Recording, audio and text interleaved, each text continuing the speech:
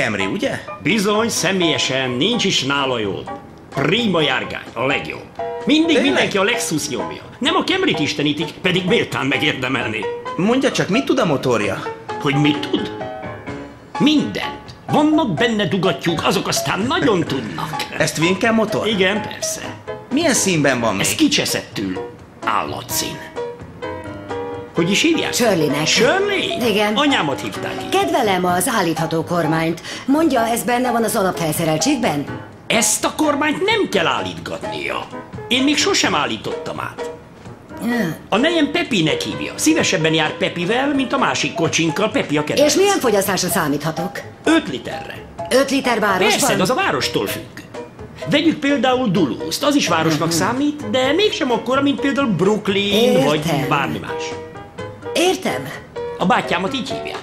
Ó, tényleg? Bizony. Mennyi a tengelytáv? Mert a nejem nagyon aggódik, hogy nem elég stabil.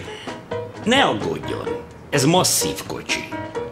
Azt mondják, hogy ezek a modellek hajlamosak viszonylag könnyen felborulni. Felborulni? Ne vicceljen, ide nézzen, ezt nézze, ez nem borul fel. Jaj, nekem. Déna? Déna? Az a második nevem. Larry Déna David. Látom, ezen az áll, hogy GT. Igen? De a katalógus szerint van GTS modell is. Mi a különbség a GT és a GTS modell között? Nos, a GTS a garantált totális strapabírás. Szóval a GT azt jelenti, hogy garantált totális? Hát... Nincsen valaki más, aki tudna segíteni? Uram, sajnálom, de köszönöm. Egyelőre csak körülnézek, rendben? Tessék!